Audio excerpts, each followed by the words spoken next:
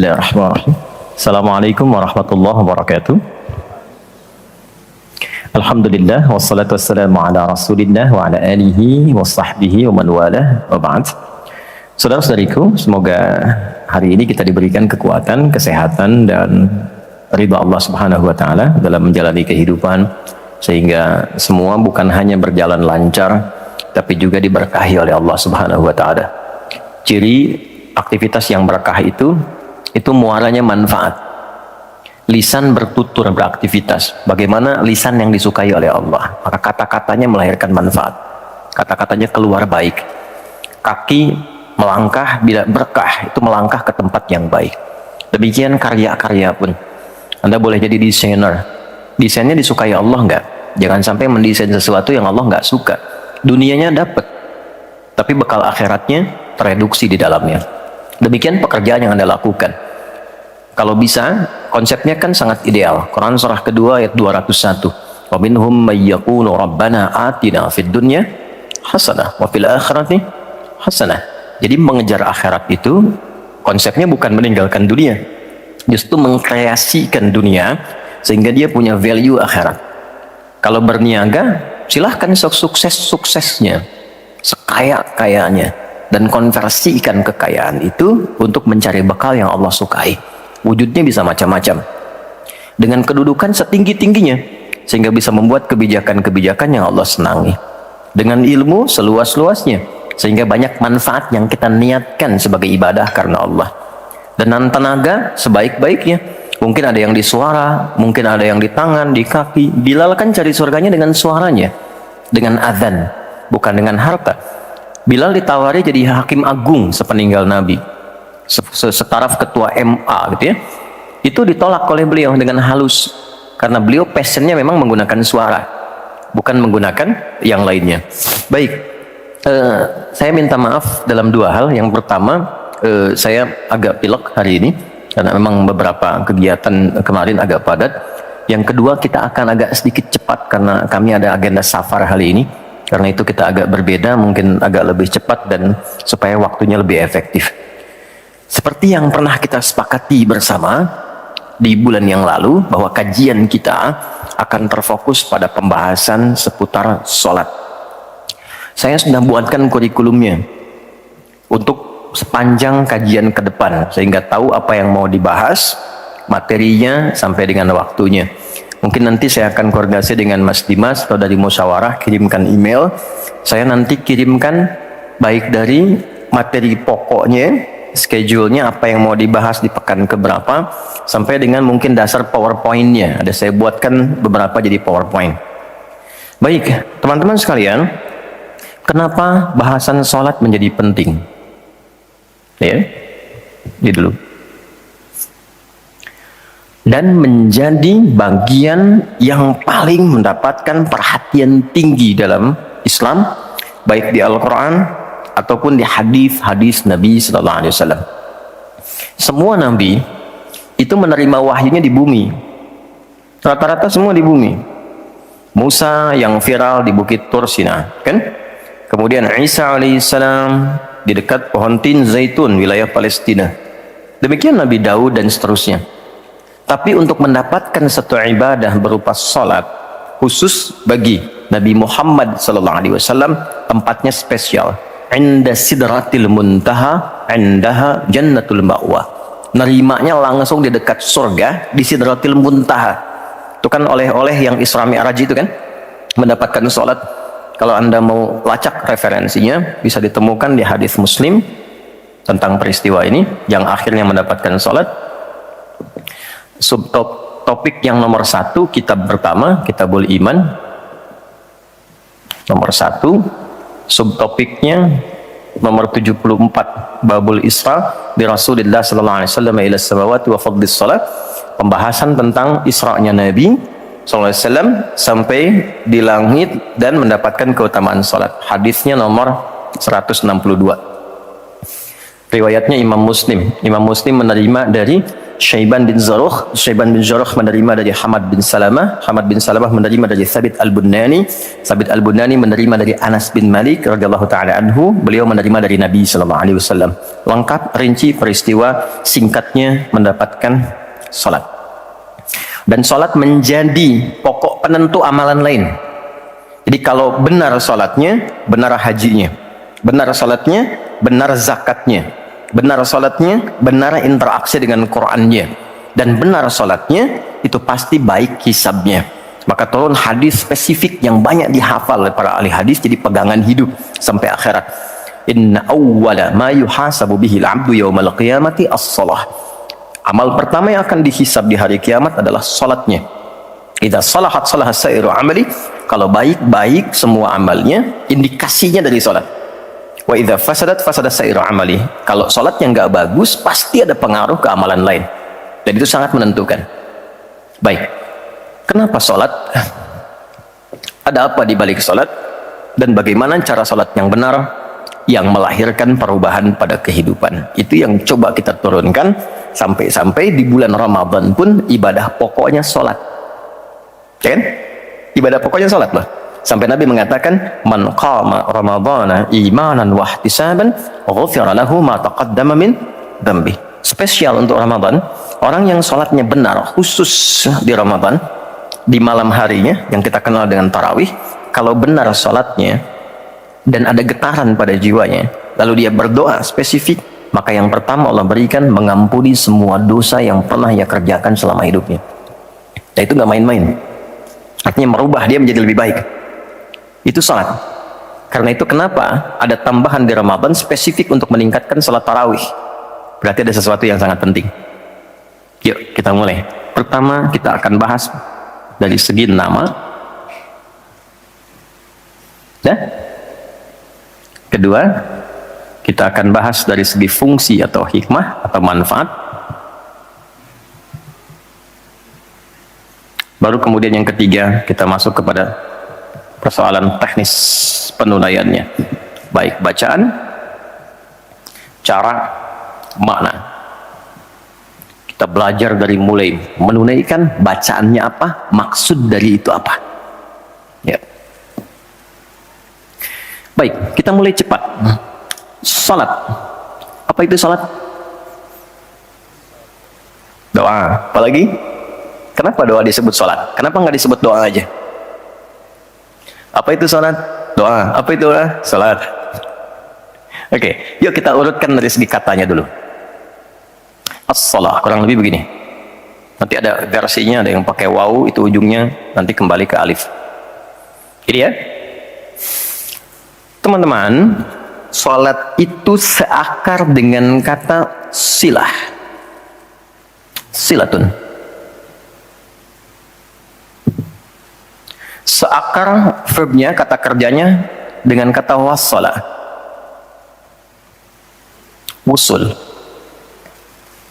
Silah dalam bahasa Arab artinya sesuatu yang terhubung kuat sehingga dengan erat dan kuatnya ini sulit dilepaskan. Pernah dengar silaturahmi? Ya kan? Kenapa disebut dengan silaturahmi?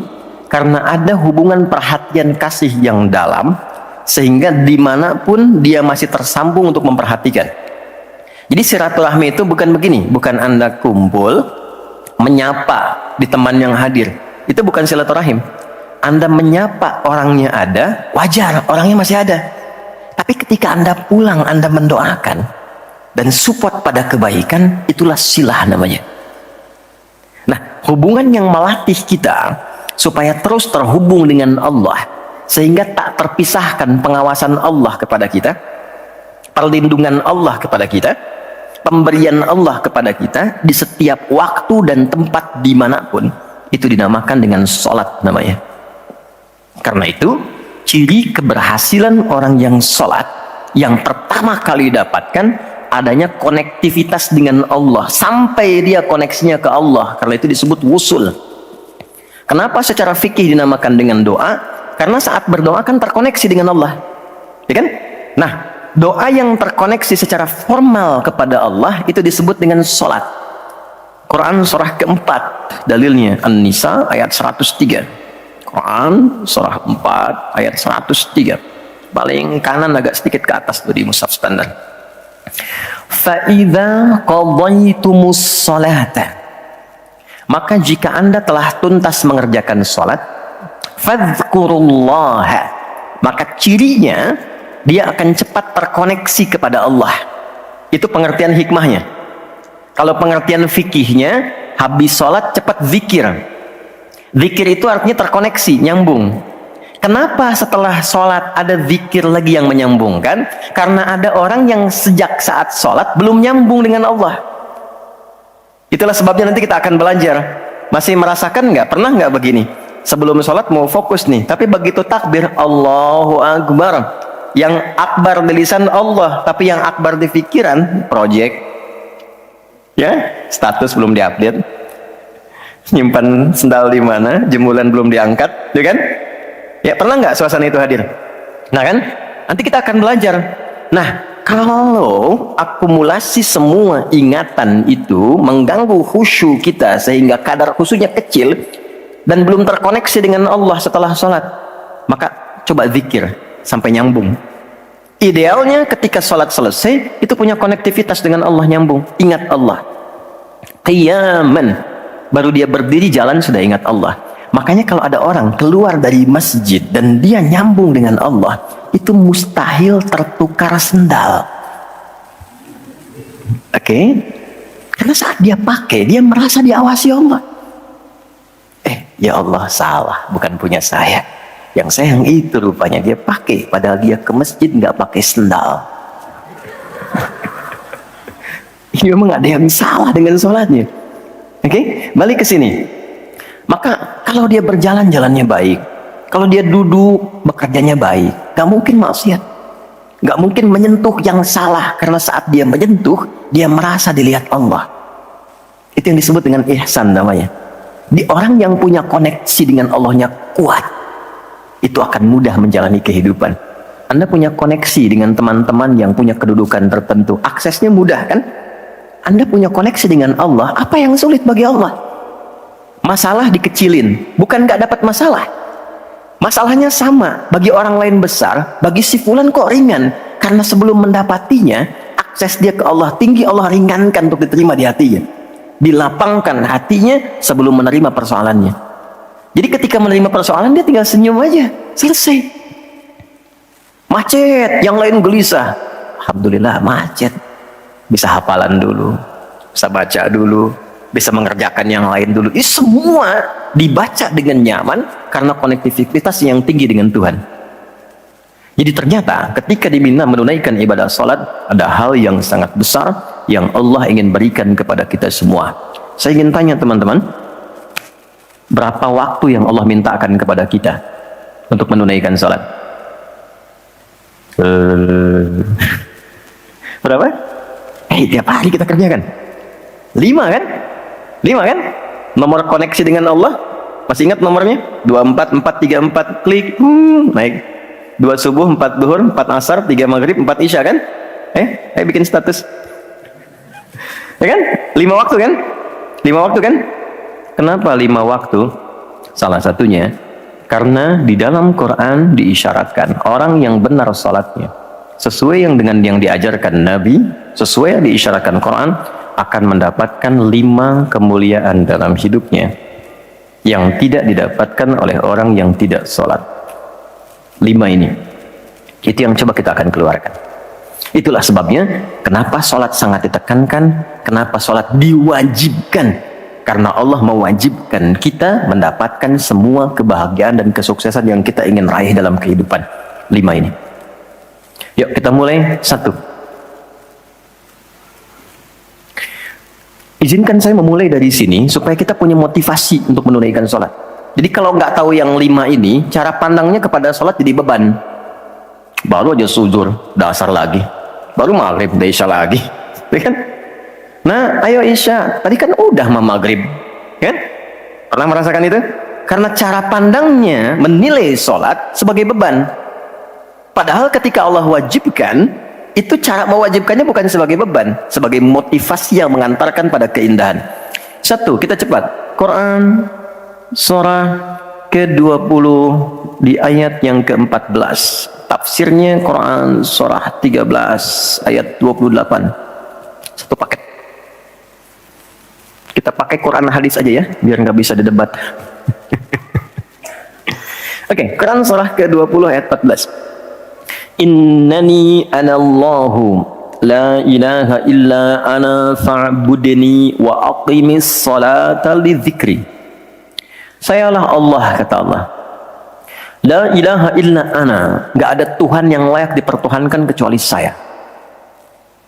Ini kalau kita belajar ngaji tentang tauhid, ya, belajar mengaji tentang dasar keyakinan akidah, ini ayat yang paling real, yang paling mudah dipahami, yang paling kuat pengakuannya.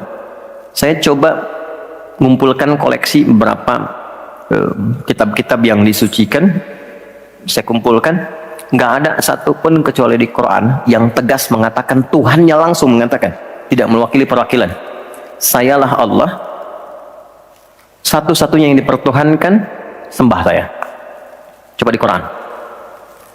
Kita simpan ini dalam bab tauhid. Sekarang kita teruskan. Bagaimana cara menyembahmu ya Allah? Fa'budni wa aqimis sholata lidzikri. Tunaikan sholat. Ya, sebagai pembuktian penyembahan kepada aku, lidzikri, untuk mengoneksikan dirimu denganku. Satu, sholat adalah pembuktian sebagai hamba, pembuktian iman. Pelan-pelan. Yang pertama, teman-teman sekalian, ketika Allah menerangkan fungsi salat yang pertama untuk membangun konektivitas yang kuat dengan Allah, itu ternyata dasarnya bukan materi, bukan kedudukan, tapi penghambaan. Supaya engkau membuktikan diri engkau itu hambaku, sembahku, lewat salat. Jadi kalau ada orang yang mengatakan Tuhanmu siapa? Allah, tapi dia nggak mau salat, itu kata Nabi belum sempurna kebertuhanannya kepada Allah. Ya, al-farqu bainal mu'min wal kafir tarku salat, kata Nabi. Perbedaan orang yang mengaku beriman dengan yang belum beriman dilihat dari sholatnya. Jadi kalau dia sudah menunaikan sholat, itu pembuktian keimanannya kepada Allah, kebertuhanannya. Jadi kalau ada orang mengaku muslim, dia belum menunaikan sholat, maka dipertanyakan keimanannya.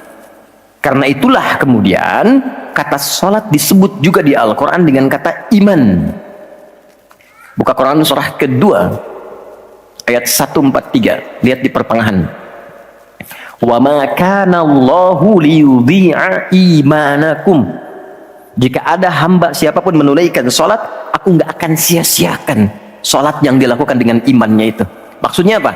Akan dibalas, diberikan perhatian sesuai dengan kadar salatnya. Disebut dengan iman. Dan yang paling dahsyat, ketika seseorang salat menghamba, kan gerakannya ruku, sujud, menghamba kan?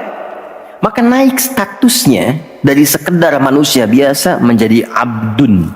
Teman-teman, ini rahasia besarnya. Perintahnya fa'budni, yang kita baca iyyaka na'budu, asal katanya dari kata abada, orangnya abdun, zamannya ibad. Dan tidak pernah disebutkan dalam Quran kata abdun kecuali untuk mengangkat derajat hamba di hadapan Allah. Contoh, Nabi Muhammad ketika peristiwa Isra dan Mi'raj dipanggilnya dengan nama apa? Quran surah 17 ayat 1. Subhanalladzi asra bi abdihi. Tidak disebut nabi, tidak disebut rasul, tapi abdun. Nabi Sulaiman ketika diberikan kekuasaan besar, punya kedudukan yang hebat sampai menundukkan awan. Ya, sebelum Songgohan punya awan kinton, Nabi Sulaiman sudah punya duluan. Suzuka Yatanbe tahun 96 kan, bikin komiknya. Saya nggak terlalu baca itu atau tonton, tapi saya tahu. Itu awan ditundukkan, angin bolak-balik. Ketika mendapatkan kedudukan itu, sifat yang disebutkan abdun, bukan nabi, bukan rasul. Quran surah 38 ayat 30. Wa wahabna li Dawuda Sulaiman ni'mal abdu. Oke, Nabi Zakaria alaihissalam ketika akan diangkat statusnya dari suami menjadi ayah dan sudah berharap tinggi, dikabulkan, naik status, diberikan anugerah, disebutnya dengan abdun. Quran surah 19 di ayat yang kedua, dzikra rahmati rabbika abdahu Zakaria. Nabi Nuh diangkat status memimpin kelompok generasi manusia setelah Nabi Adam, naik ke kapal jadi pemimpin besar. Begitu diangkat, yang disebut statusnya abdun. Quran surah 17 ayat 3, innahu kana abdan syakura. Kenapa disebutkan abdun? Abdun itu sifat penghambaan. Semakin tinggi ibadahnya, semakin tinggi pendekatannya ke Allah, semakin diangkat. Jadi dengan Allah itu, karena Allah Khalik, kita makhluk. Laisa kamitslihi syai', nggak sama sifatnya. Jadi kalau ke Allah itu jangan terlalu ngangkat. Kalau tinggi direndahkan, kalau rendah ditinggikan. Karena itu kenapa saat sholat kita merendah supaya ditinggikan. Itu poinnya. Jelas ya? Itulah sebabnya kenapa Nabi dijamin surga, turun surah Al-Kautsar itu satu-satunya Nabi yang sebelum wafat turun surganya. Rasulullah dengan turunnya surah Al-Kautsar. Kenapa? Salah satunya karena ibadahnya. Coba lihat kesaksian Sayyidah Aisyah itu di Al-Bukhari nomor hadis 1147. Kedatangan tabi'in namanya Abu Salamah bin Abdurrahman, tanya bagaimana sholat malamnya Nabi. Kata Sayyidah Aisyah, jangan ditanya panjang dan khusyuknya, panjang dan bagusnya. Beliau memang sholatnya 4 rakaat di awal, tapi jangan tanya panjang dan bagusnya. Beberapa sahabat dulu pernah pengen tahu, penasaran, diikuti sholat di belakang Nabi. Ternyata rakaat pertamanya dikira Al-Baqarah 100 ayat akan ruku, ternyata disambungkan ke 286 ayat sampai selesai. Dikira setelah selesai akan ruku, ternyata Alif Lam Mim lagi, Ali Imran sampai selesai 200 ayat. Dikira ternyata setelah la'alakum tuflihun 200 ayat Ali Imran akan ruku, nyambung An-Nisa 176 ayat. Baru kemudian ruku setelah 5 juz 4 halaman. Ruku. Besoknya orang-orang ini nggak ikutan lagi. Udah. Lain memang levelnya. Salam. Tersentuh kaki Nabi itu dengan tangan Sayyidah Aisyah. Ini menunjukkan sederhana kehidupannya. Bayangkan kan, suami sholat, istri tidur, nyentuh bagian kaki. Kira-kira tidurnya alasnya di mana tuh? Nabi besar loh, ahli surga, hebat, pemimpin besar, kehidupan demikian. Tapi kalau sedang beramal kaya, sodakoh kaya, sholat kaya, kakinya bengkak. Kata Sayyidah Aisyah, kenapa begini ya Rasulullah? Alam takun madbuna, alam takun ma'sumah. Engkau kan dijamin surga, surahnya sudah turun. Engkau dijaga dari kesalahan, maksum. Jawabannya ringan sekali. Afala akunu abdan syakura, abdun. Apa nggak boleh aku menjadi hamba yang bersyukur? Ternyata syukur itu kalau dulu para nabi itu pakai ibadah. Jadi kalau dapat nikmat nih teman-teman, ini rahasia hari ini ya, di antara kita saja ya. Sekarang saya nggak bagi di yang lain nih, cuma di sini nih. Ya. Para nabi itu, kalau mereka dapat nikmat apapun, itu yang dilakukan syukur. Dan syukurnya lewat ibadah. Contoh, biasa kan suka hadir ulang tahun ya, masuk ulang tahun kesekian. Nabi tiba-tiba hari Senin puasa. Ditanya oleh sahabat, ya Rasulullah kenapa puasa? Kata Nabi, ini hari lahirku. Jadi mensyukuri nikmat kelahiran dari waktu yang telah berjalan, itu pakai ibadah. Begitu dapat anugerah surga, turun Al-Kautsar, malah diminta ibadah oleh Allah. Inna a'tainakal. Setelah itu apa? Fasholli li rabbika. Tingkatkan sholat, tambahkan amal lewat harta. Jadi jaminan surga itu bukan menghentikan amal soleh. Anda sukses dengan pekerjaan, bukan berarti menjadikan hubungan Anda terputus dengan Allah. Yang paling aneh kan, Allah udah ngasih rezeki banyak, kok dipakai maksiat hasilnya? Allah kasih Anda minta, Allah kasih. Tapi begitu dikasih, kenapa dipakai untuk mabuk? Kenapa dipakai untuk maksiat? Kenapa dipakai untuk membeli sesuatu yang Allah nggak sukai? Kan ada perjuangan mendapatkan itu. Makanya dibalik caranya, ketika Anda menghamba, menunduk, Allah mengangkat. Tapi kalau Anda mengangkat, Allah turunkan serendah-rendahnya. Ini rumus pertama. Jadi ternyata ketika kita diminta menghamba dalam sholat, itu adalah jembatan pertama bagi Allah untuk mengangkat kita dengan derajat tertinggi. Paham? Oke, satu. Jadi kalau ke anak-anak begini, kalau tanya, "Mah, kenapa sih harus sholat?" Supaya kamu jadi hebat. Gitu. Kok bisa? Lihat Umar. Sebelum sholat, orang biasa. Kerjanya begini, cuman jalan-jalan, mabuk dan sebagainya. Tapi setelah sholat, dia jadi pemimpin yang sangat hebat. Dia hafal sekian bahasa. Dia dirikan sekolah-sekolah. Pemikirannya hebat, tangguh orangnya. Di mana-mana dikagumi. Itu. Kalau ada karyawan Anda bertanya, kenapa Pak harus sholat? Supaya kita makin sukses proyeknya. Makin banyak omsetnya. Coba lihat Abdurrahman bin Auf. Bukankah sebelum dia sholat dia kaya tapi biasa, malah hilang kekayaannya. Tapi setelah dia sholat dan dia praktekkan makna-makna dalam sholat, meningkat level kekayaannya sampai yang ketiga tertinggi. Dari kaya, kaya banget, kebangetan kayanya. Tuh. Kapaknya terbuat dari emas kan? Abdurrahman bin Auf. Itu setelah sholat. Itu viral sekali kisahnya. Ya? Ya, jadi ini bagian pertama. Jadi ketika ada panggilan hayya 'alas shalah, atas jak Allahu Akbar, rasakan panggilan itu ingin mengangkat derajat kita.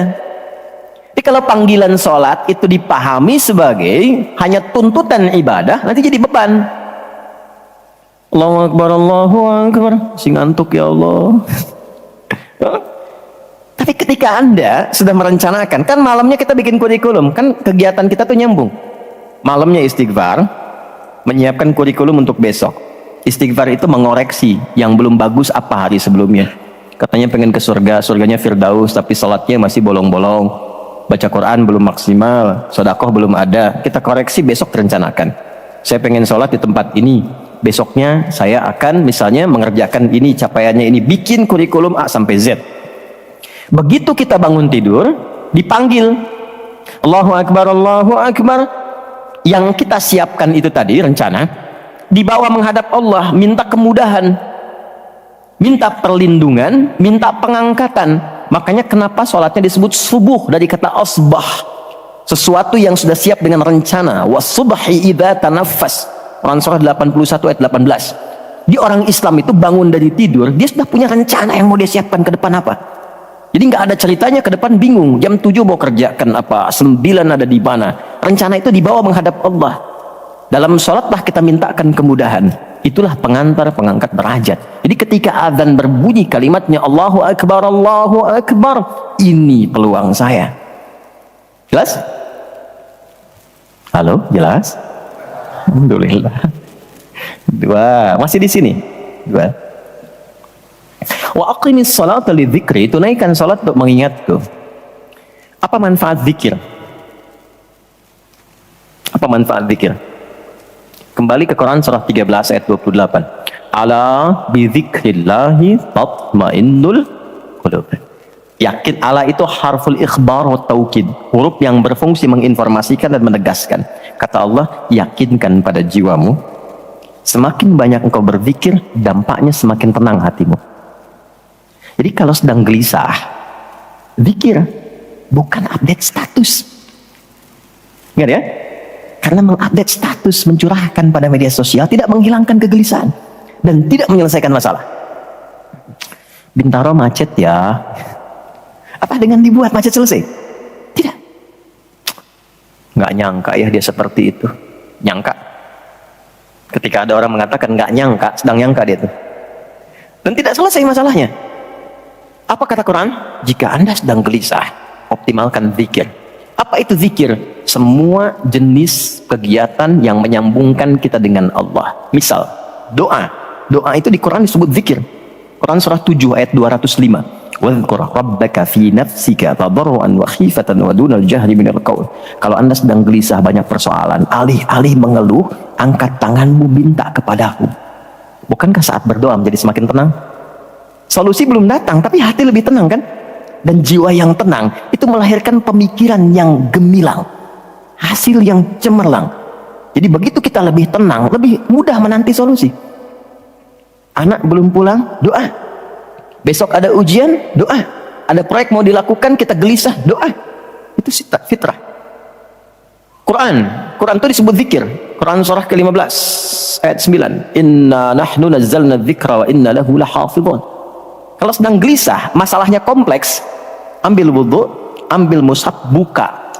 Itu baru pegang mushaf, baru buka, dampaknya ke hati itu kuat. Begitu Anda baca dengan suasana yang tenang, nyaman ke jiwa. Yang paling dahsyat kadang-kadang dibuka mushafnya, acak keluar ayatnya sesuai dengan masalah kita. Tuh. Itu Quran. Ya. Apalagi kalimat thayyibah, subhanallah, alhamdulillah, Allahu akbar, masya Allah, astagfirullah, itu zikir. Quran surah 4 ayat 103. Fa idza qadaytumus salata fadhkurullaha. Makanya ketika Anda mendapatkan nikmat, alhamdulillah, hati lebih tenang. Tidak menggunakan nikmat dengan hal-hal yang tidak positif. Ada sesuatu, astagfirullah. Ada keluhan, ya Allah, lebih tenang. Akumulasi semua bentuk zikir itu ada dalam salat. Di salat ada subhanallah? Ada. Ya. Di salat ada alhamdulillah? Ada. Di salat ada Allahu akbar? Dibuka dengan takbir. Di salat ada Quran? Ada. Al-Fatihah, Quran. Kita salat baca Quran.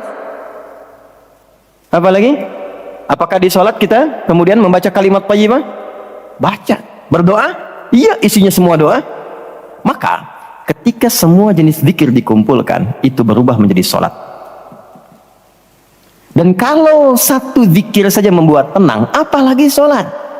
Makanya sholat itu jangankan ibadahnya, tempatnya saja bikin tenang. Coba teman-teman, ikhwan ya, Anda ada masalah nih di kantor, mampir ke masjid. Itu buka pintu masjid baru masuk, udah tenang, enak. Makanya saya sering katakan, sering share dengan beberapa kawan, Anda kalau sedang kerja, coba pulangnya jangan langsung ke rumah, mampir ke masjid dulu. Yang terdekat ya dengan rumah, yang terdekat. Mampir ke masjid, sholat 2 rakaat. Di situ sampaikan, ya Allah, aku telah berikhtiar seperti apa yang telah Engkau perintahkan, dan aku bertawakal akan rezeki yang telah Engkau tetapkan. Itu begitu Anda selesai berdoa pulang, yang dibawa ke rumah aura masjid bukan aura kantor. Dan istri, anak-anak di rumah mendapatkan ketenangan yang sempurna. Jadi nerima antum itu terima dalam keadaan yang penuh dengan ketenangan. Jadi ketika menyambut anak, ayah, papa, papi, buya, antumnya tuh udah enak nerimanya. Coba kalau nggak percaya, rasakan itu. Ke masjid tuh beda dibanding rumah sendiri. Rumah Allah lebih tenang kan? Itu baru tempatnya. Dan puncaknya Ka'bah yang menjadi kiblat. Itu ada di Quran surah kedua ayat 125. Wa idh ja'alnal baita mathabatan linnasi wa amna. Dan pelajari, pahami, renungi. Ketika aku tetapkan dengan keagunganku, Ka'bah pusat ibadah yang menenangkan.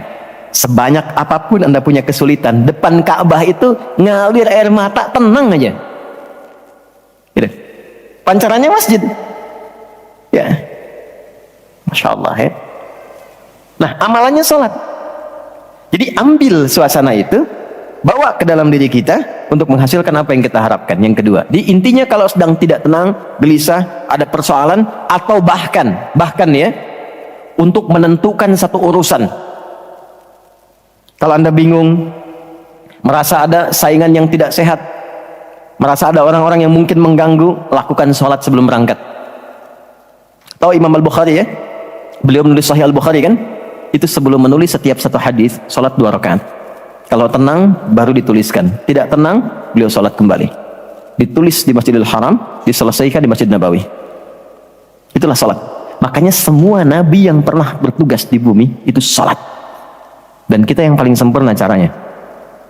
Nabi Isa, Yesus, sholat. Quran surah 19, ayat 31. Sampai 33-nya. Wa ausani bis sholah. Allah mewasiatkan padaku untuk sholat. Nabi Zakaria, sholat. Quran surah ketiga, ayat 39. Fanadatul malaikatu wa huwa qa'imun yusalli fil mihrab. Salat. Nabi Ismail, kakek Nabi ke-29, bahkan meminta keluarganya disiplin salat. Quran surah 19, Maryam ayat 55. Wa kana ya'muru ahlahu bis shalah. Jadi kalau kita urutkan dari awal sampai ke Nabi Muhammad sallallahu alaihi wasallam, atau kita tarik mundur dari Nabi Muhammad ke Nabi Adam alaihissalam, tidak ada satupun nabi yang bertugas di bumi kecuali mereka salat. Muhammad SAW bin Abdullah bin Abdul Muttalib bin Hashim bin Abdul Manaf bin Qusay bin Murrah bin Kilab bin Ka'ab bin Ghalib bin Fihir bin Malik bin Nadar bin Kinana bin Khuzaimah bin Mudrika bin Ilyas bin Nizar bin Mudar bin Ma'ad bin Adnan bin Adi bin Adri bin Muqawwam bin Nahur bin Ya'rub bin Yasjub bin Ismail alaihissalam, bin Nabit bin Ismail alaihissalam, bin Ibrahim alaihissalam, bin Adhar bin Nahur, bin Abir bin Kinan, bin Arfakhshad bin Sam bin Nuh alaihissalam, bin Mihlail bin Matushala, bin Kinan, bin Anwas, bin Tis, bin Adam alaihissalam. Semua tersambung. Ayo ulangi. Semua salat. Oke? 3. Quran surah 29 ayat 45. Salat bila dikerjakan dengan benar akan merubah pelakunya menjadi lebih baik. Secara singkatnya, salat mendidik kita menjadi pribadi yang baik. Nah, sumber keburukan itu yang menjadi lawan dari baik itu ada 2. Jadi kalau ada orang yang tidak baik, anak yang kurang baik, ayah yang kurang baik, ibu yang kurang baik, itu artinya ada satu dari 2 ini yang melekat pada dirinya. Satu disebut dengan fakhsya,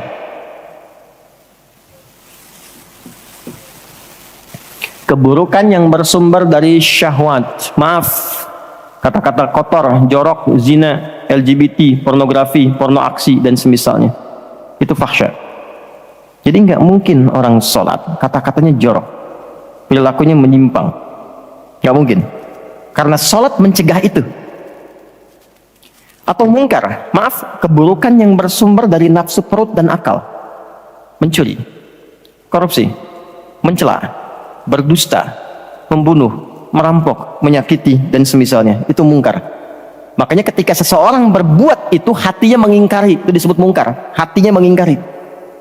Maka orang sholat, pasti bila sholatnya benar, karena dia tersambung dengan Allah, fakhsya dan mungkarnya tertekan. Yang muncul jiwa baiknya, jiwa takwanya.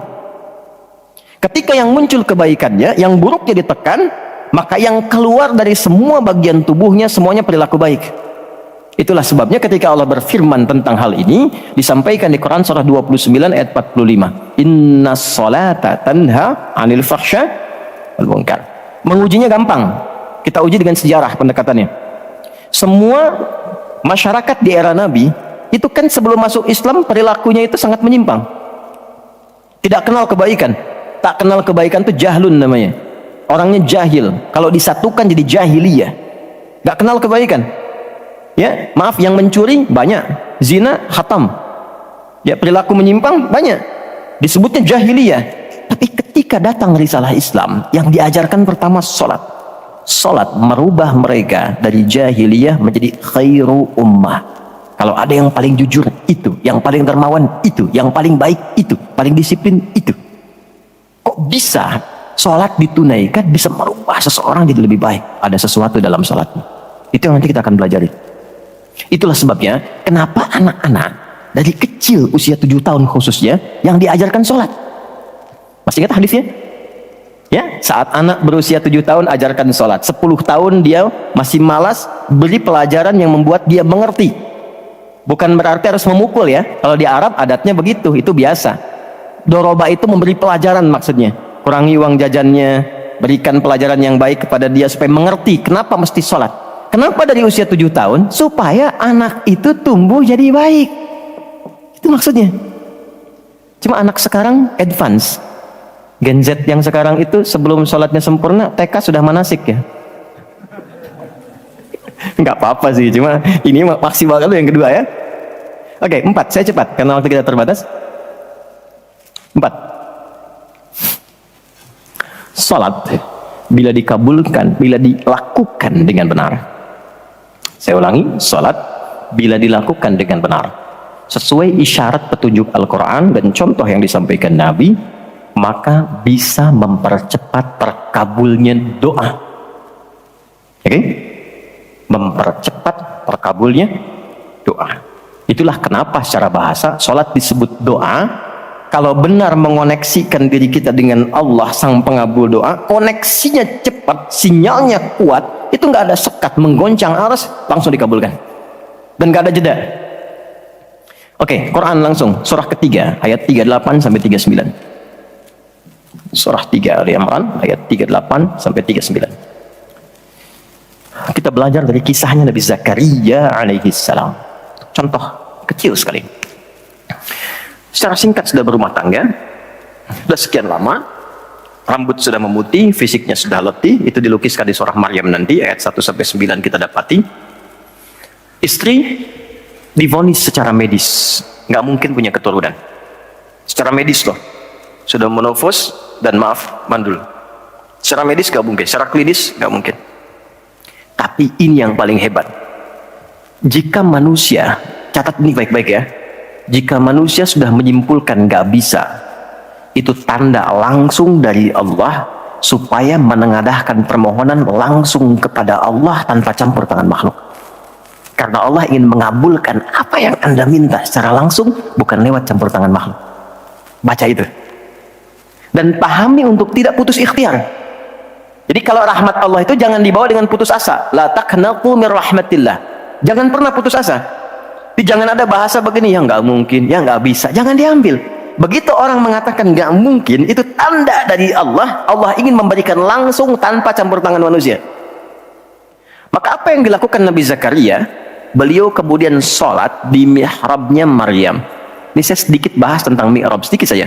Quran surah 3 dulu, di ayat 37, di paling kiri sebelah bawah pojok di mushaf standar. Secara singkat saja, mihrab itu satu tempat yang fungsinya mempercepat terkabulnya doa dan mendatangkan rezeki dari sisi yang tidak diduga.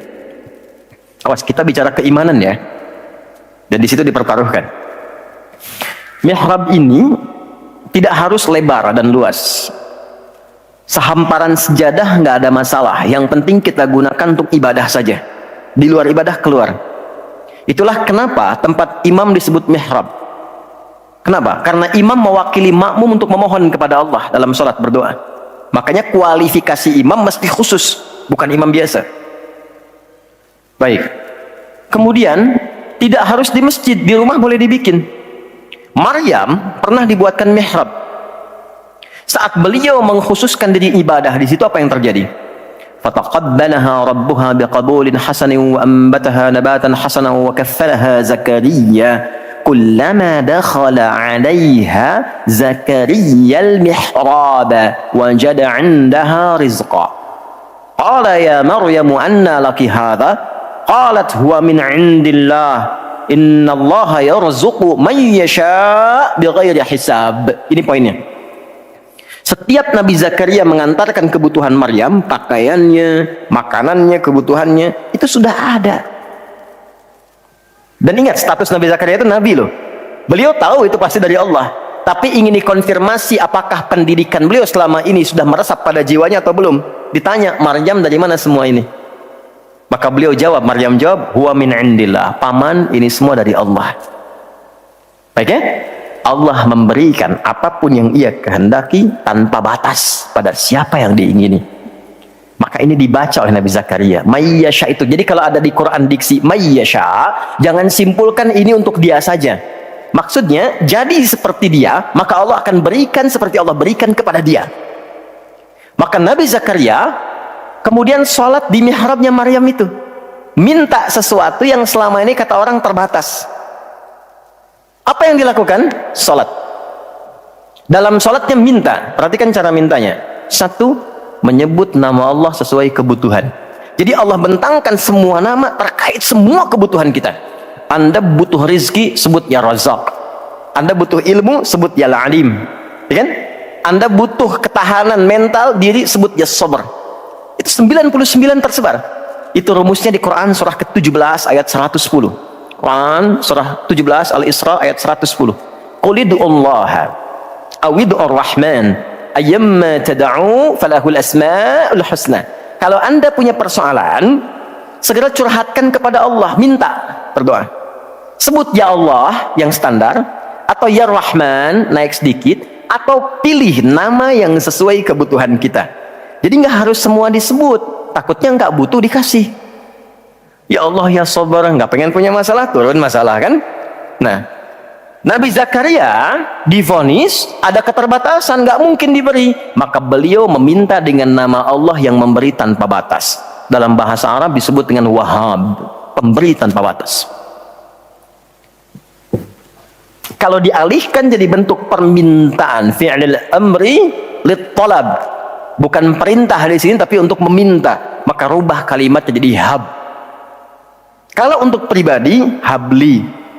Untuk komunal banyakkan hablana.